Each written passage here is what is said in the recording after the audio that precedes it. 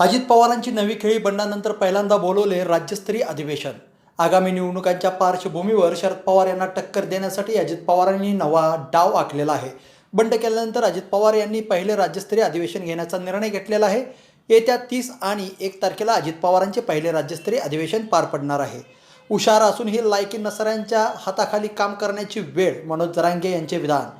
मराठा समाजातील मुलांना 95% पडूनही नोकरी लागत नाही। आमची मुले हुशार असतानाही आरक्षणात बसत असूनही आरक्षण नसल्याने लाखो मुले सुशिक्षित बेरोजगार राहिले आहेत। हेच आरक्षण 70 वर्षापूर्वी मिळाले असते तर सनदी अधिकारी बनणाऱ्या मराठा मुलांना खालच्या पदावर समाधान मानावे लागले नसते। विद्यार्थ्यांच्या आत्महत्यांना पालकच जबाबदार, कोटा प्रकरणी सर्वोच्च न्यायालयाचं वक्तव्य। कोटामधील राजस्थान विद्यार्थ्यांच्या आत्महत्या प्रकरणी सर्वोच्च न्यायालयाने विद्यार्थ्यांच्या पालकांना जबाबदार ठरवलेलं आहे। गेल्या काही महिन्यांमध्ये कोटासह देशभरातून येत असलेल्या विद्यार्थ्यांच्या आत्महत्येच्या बातम्यांना देश हादरलेला आहे। सत्तेत आल्यावर मुस्लिम आरक्षण रद्द करू, तेलंगणात अमित शहांचे मोठे वक्तव्य। केंद्रीय गृहमंत्री अमित शहांनी जानगाव येथील रॅलीतून केसीआर, काँग्रेस आणि असदुद्दीन ओवैसीवर जोरदार निशाणा साधला। यावेळी त्यांनी तिघांनाही कौटुंबिक पक्ष म्हटले। तसेच भारतीय जनता पक्ष सत्तेवर आल्यानंतर तेलंगणातील 4% मुस्लिम आरक्षण रद्द करण्याची घोषणाही शहांनी केलेली आहे। विजय वडेट्टीवार बिनडोक लायकी काय? प्रकाश आंबेडकर का संतापले? डॉक्टर बाबासाहेब आंबेडकर यांनी मुस्लिम धर्म स्वीकारला असला तर देशाचे 2 तुकडे झाले असते, असं धक्कादायक विधान विरोधी पक्षनेते विजय वडेट्टीवार यांनी केलं आहे। प्रकाश आंबेडकर यांच्यावर प्रचंड संतापलेले आहेत। वडेट्टीवार बिनडोक आहेत, त्यांची लायकी काय आहे? ज्यांची कुवत नाही अशा लोकांना काँग्रेसने विरोधी पक्षनेता बनवलं आहे। त्यांच्याकडून काय अपेक्षा ठेवणार? हे मूर्ख आहेत सगळे, यांना काय बाबासाहेब कळणार? असा संतप्त सवाल प्रकाश आंबेडकर यांनी केलेला आहे। अमोल कोल्हेंनी निवडणूक जिंकण्यासाठी प्रयत्न करावा, डॉक्टर श्रीकांत शिंदे। खासदार डॉक्टर श्रीकांत शिंदे यांनी प्रत्युत्तर दिलं आहे। अमोल कोल्हे यांनी टीका टिप्पणी करण्यापेक्षा आपल्या मतदारसंघात येणारी निवडणूक कशी जिंकणार यासाठी प्रयत्न केला पाहिजे।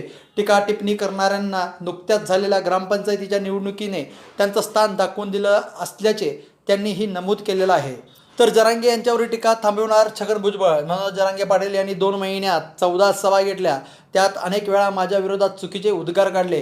यावर माझी काहीही प्रतिक्रिया नव्हती। मात्र त्यानंतर माझी अंबडला एकच सभा झाली, त्यामध्ये मी तिथे भाषण केले। त्यामुळे त्यांनी आपल्यावर वैयक्तिक टीका थांबवली, तर आपण ही टीका थांबवू, अशी प्रतिक्रिया अन्न व नागरी पुरवठा मंत्री छगन भुजबळ यांनी माध्यमांशी बोलताना व्यक्त केली। काँग्रेस सत्तेत आल्यास मराठा आरक्षणाचा प्रश्न सोडवेल, नाना पटोले। राज्यात मराठा आरक्षणाचा प्रश्न पुन्हा पेटला असून याकडे केंद्र आणि राज्य सरकार जाणीवपूर्वक दुर्लक्ष करत काँग्रेस सत्तेत आल्यास सरकारी नोकऱ्या आणि शिक्षणातील आरक्षणाचे प्रश्न तातडीने सोडवेल। राज्यात मराठा कुणबीच्या 29 लाख नोंदी सापडल्याचा मनोज जरांगे पाटील यांचा दावा। मराठा समाजाला आरक्षण दिल्याशिवाय राज्य सरकारची सुटका नाही।